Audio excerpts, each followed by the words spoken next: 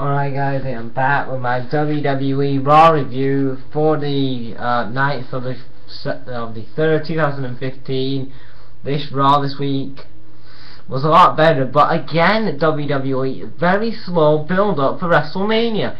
You have Randy Orton and the Seth Rollins, you have Randy Orton killing Seth Rollins at the end of the show, which was an awesome thing to end the show with that awesome, just awesome brawl between Randy Orton and Seth Rollins. And then the rest of the show kind of has some build and then kind of not of the other, if you know what I mean. Right, we start off with the opening segment where you have the Authority come out. You have Kane welcome back Orton to the Authority, and then JJ Security don't announce the show about Randy Orton because they know he's sneaky and stuff. And then Rollins comes out and says, well, wait a minute, we fooled all you guys anyway. The fans got fooled because they thought that Orton was gonna RKO me and stuff and attack me. He hasn't yet, and he's standing beside of me. And then Big Show welcomes him back stuff. And then tonight's main event is going to be a 2-on handicap match where it's going to be Reigns versus Orton and Rollins. Then the first match tonight is BMB versus Daniel Bryan. R-Truth on commentary again this week. And Bad News Barrett tries to go for the waistland, and then he goes for the back slam, but then Bryan counts that to a roll up. Then Barrett gets out too. Then Barrett gets up again and he gets hit with a high knee, and then Daniel Bryan gets the win. After the match,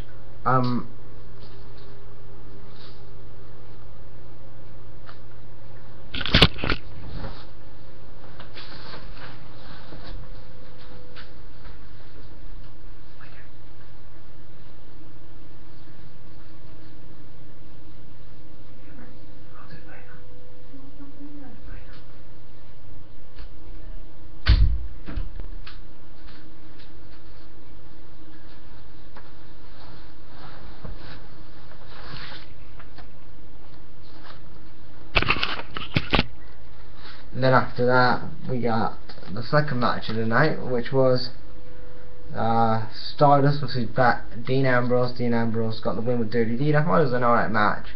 Then after the match we got all the guys who were facing off in the ladder match. They brawled. Then Conor the Crusher Hall of Fame video. That was awesome, having him in the Hall of Fame.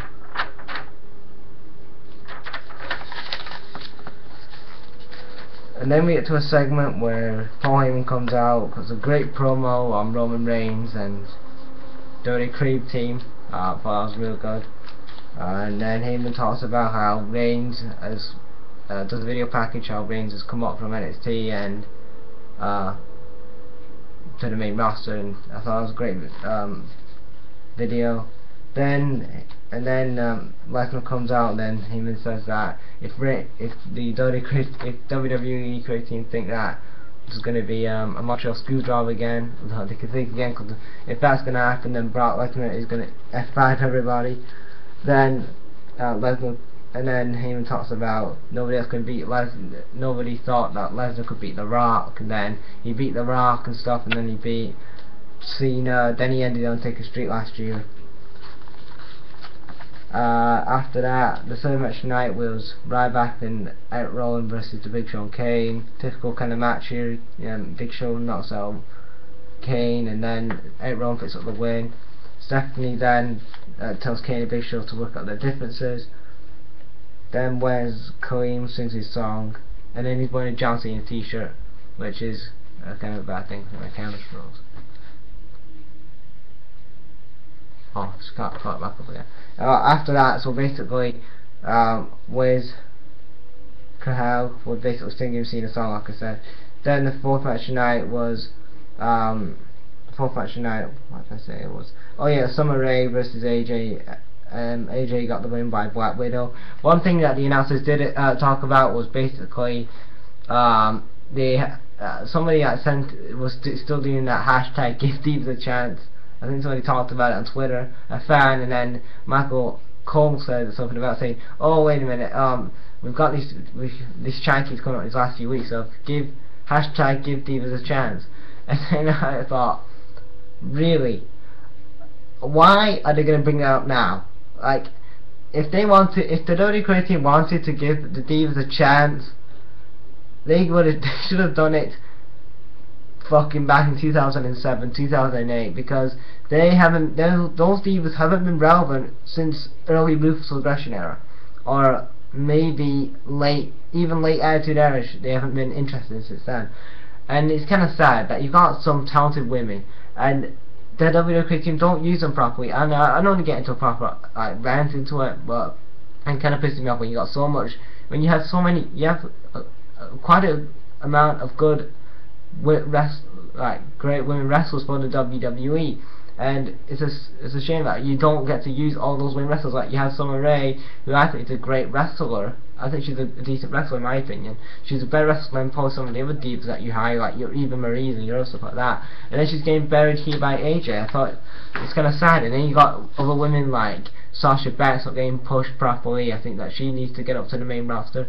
You've got Charlotte, Ric Flair's daughter. She needs to get, you know, on the main roster. I think there are the divas that they don't really, you know, use properly, that they could use on the main roster, like Charlotte and Sasha Banks. And there's other divas that I think other women wrestlers that they should sign. Like, they shouldn't have got rid of Karma, they should have got rid of Michelle McCool, they shouldn't have got rid of basically all the good divas they had. I think that was a big mistake what WWE did. They focused on more of the image.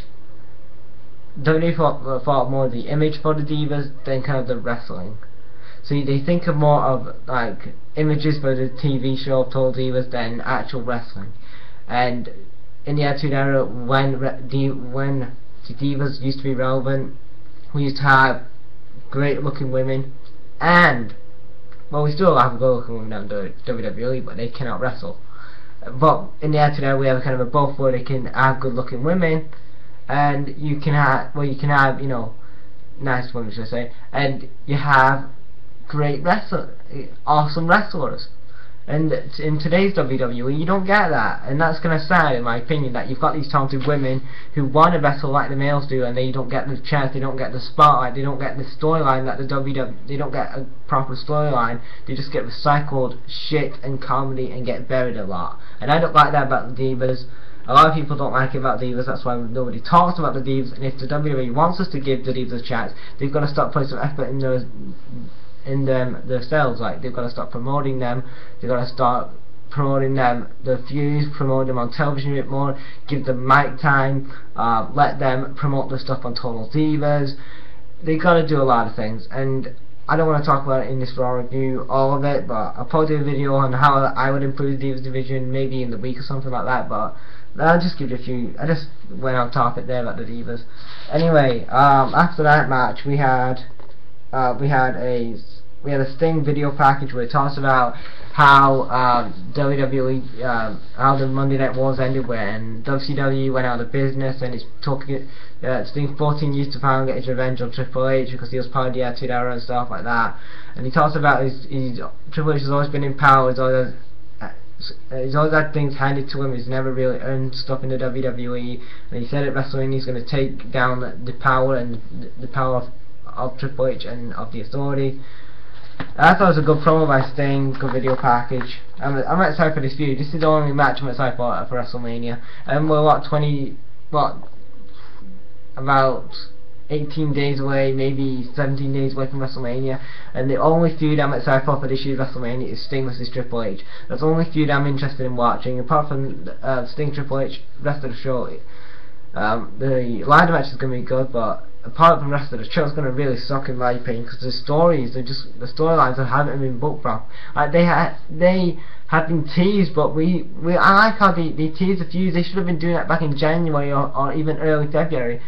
But not in early March when you're teasing them, and then a week later you're booking them. You should be booking them in middle of February, early January for these WrestleMania matches, not in the middle of March. Just terrible booking by the WWE. And then you have the fifth match tonight, which was Rusev versus Axel. Apparently on SmackDown, Axel challenges Rusev to a US title match. We know it's not going to happen. They announced it's going to be Rusev versus Cena at WrestleMania for the US title. Rusev squashes him in about 5 seconds. Then Cena puts him in the STFU lock. Then the Lost Wrestle Doors beat Usos. Then Bray Wyatt talks about how the Undertaker's matches will still live on, but Undertaker's legacy is dying. Then he talks about how Taker says that like a video package, the urn. This is when Bray Wyatt talks to the urn and stuff. And then basically the urn comes up with smoke and stuff, and then the lights is shined on it. And then basically there's like this video package of like this video of WrestleMania, and it says rest in peace. So it kind of says that so it kind of looks like it looks official now. It's gonna be Bray Wyatt versus The Undertaker now, in a casket match probably, or an Inferno match. I don't know what it's going to be now. Last week I thought it was going to be a casket match, but this week they're going for an Inferno match. I don't know where they're going with this. I don't know even the WWE creative know where they're going with Sting versus, why am I saying Sting? Undertaker versus Bray Wyatt, because one week they say casket match, then this week they say an Inferno match, so I don't know. And then the seventh match tonight, which was the main event, it was Orton and Rollins versus Reigns. Reigns wins the match by a spear. Randy Orton doesn't tag it himself in. Then that's what causes Reigns to spear Rollins to get the win. After the match, Randy Orton goes nuts on Rollins. They fight in the crowd. They fight around the ring. Randy Orton RKO Seth Rollins on the announce table. The announce table breaks. After that, Randy Orton leaves, and then after that, Rollins is stretchered out on a stretcher, and that was the end of Raw. I thought Raw this week was a bit better. I think this show was a bit better than last week's show. Like, you had at least you had matches announced for WrestleMania this week. You had a few, like you had Cena and Rusev, Rollins and Triple H, Sting and Bray Wyatt, Undertaker. I just keep saying Sting. I'm thinking Triple H, Sting. I know I've been hearing people WrestleMania now. Stuff like that, and we had stupid filler matches on again. The IC title match got built up a bit more, and that's about it really. So that, guys, is my WWE Raw review for the 9th of the 3rd, 2014, 15. What do you guys think of this show? Leave your thoughts in the comments. Until watching, guys. Right out.